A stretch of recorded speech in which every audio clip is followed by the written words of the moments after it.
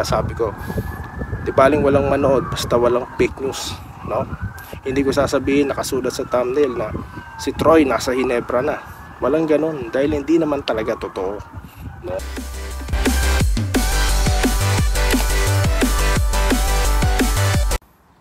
Ayan, so welcome back no dito sa De Enrica Toy TV Sports. Well, una po sa lahat, no, ako po ay nagpapasalamat sa inyo po, sa inyo pong patuloy na pag-like and subscribe, ano po.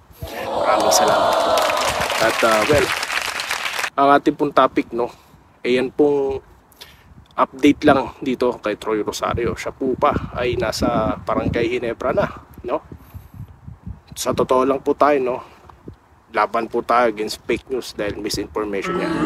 Okay, so ngayon hindi na po ako makapag-hintay, no, at nandito po ako sa Thetis Lake, no, Lake Park.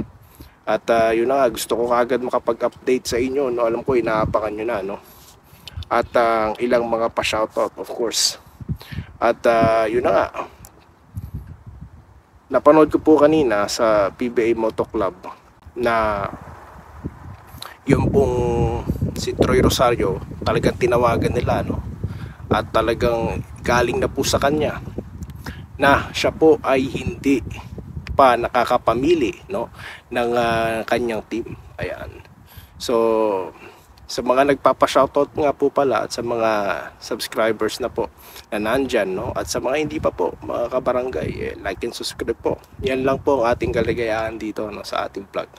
So yun, balikan natin. So kausap nga po siya ni JJ Heltebrand, nila Gako, and of course itong si Rico Meyerhofer. At yun na nga po, sa kanya na nanggaling, no, na sinabi niya dito kay Snow Padua, no, yan yung sa spin, di ba, na mag-explore pa lang siya, nag-start pa lang siyang kausapin yung mga yung mga iba't ibang teams, kung ano yung mga options. Kasi yan po yung magandang innovation or pagbabago sa mga kontrata ng players kung saan may kalayaan na po silang makapamili.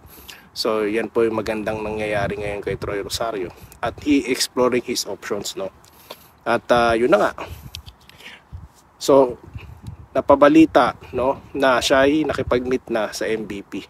At yun nga, mayroon daw may deal, ano po. At kinonfirm niya rin na may magandang deal din ang Blackwater, kaya hindi pa po siya nagko-close ng doors, no. So pa rin siya, open pa rin po siya. Gusto niya lang makausap ng ibang mga team, no.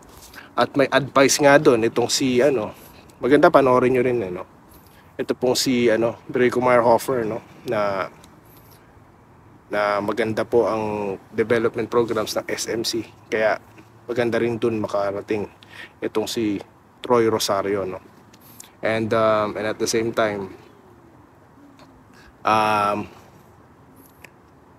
pero syempre makinig siya sa offer or deals talaga ng iba't ibang mga koponan, no. Maganda po yun.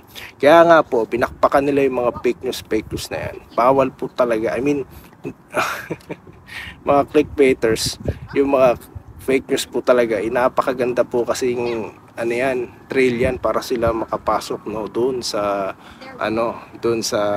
tawag dito, dumami yung mga viewers nila. So tayo din natin ginagawa yan, kaya nga sabi ko sa inyo, maraming beses na talaga tayong kino-content yung mga fake news na yan, pati sa mga YouTube, Facebook, no, napakadami po. Kaya sabi ko, di baling walang manood basta walang fake news, no. Hindi ko sasabihin nakasulat sa thumbnail na si Troy nasa Ginebra na. Walang ganun dahil hindi naman talaga totoo, no. Kaya na bad trip din, no.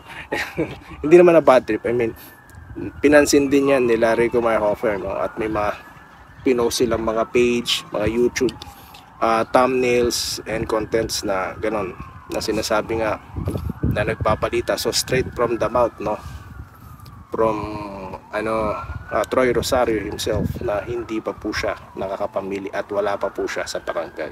So yan po yung ilan sa mga update natin, no, mabilisan lang dahil nga tayo nandito sa namamasyal, no, naiisip ko pa rin pong mag-update at of course magbasa ng inyong mga komento. So mga negative comments, wala po tayong pakialam dyan, papasahin natin lahat yan.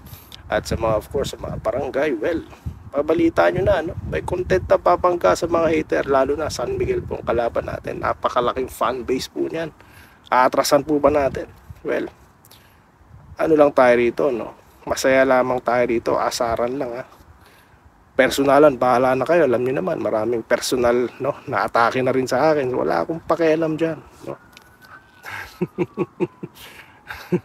Issue based tayo dito, no. Kwentong barangay lang. At kung magkakaasaran, open tayo diyan. At yun na nga. So ngayon, ang inaabangan ng pakikipag-usap niya sa SMC.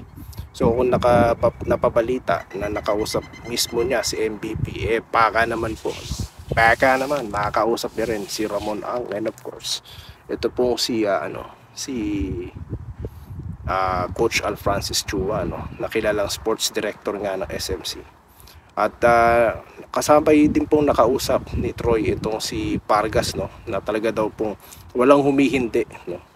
Siya po'y gumagawa at nagke-create ng mga trabaho, naks. At kapag yan daw nakausap, siguradong kontrata daw kagad at close deal. So antayin natin ang magiging pag-uusap nila ng SMC. So yun lamang po guys, no? At medyo mainit dito, joke lang. Sa tapat po ako ng araw. At yun lang po muna ang ating update dito sa Denrica at Doy TV Sports. At muli, ako po yung nagpapasalamat, no, sa inyo pong patuloy na pagla-like and subscribe. Mamaya po ang ating shoutout time, no? Mamaya po. At update ko po kayo. At usapang Ginebra at San Miguel, no, dito sa Denrica at Doy TV Sports. Muli, maraming salamat po at stay safe po guys. Salamat po sa panonood. Subscribe na para sa mga susunod na basketball at boxing videos.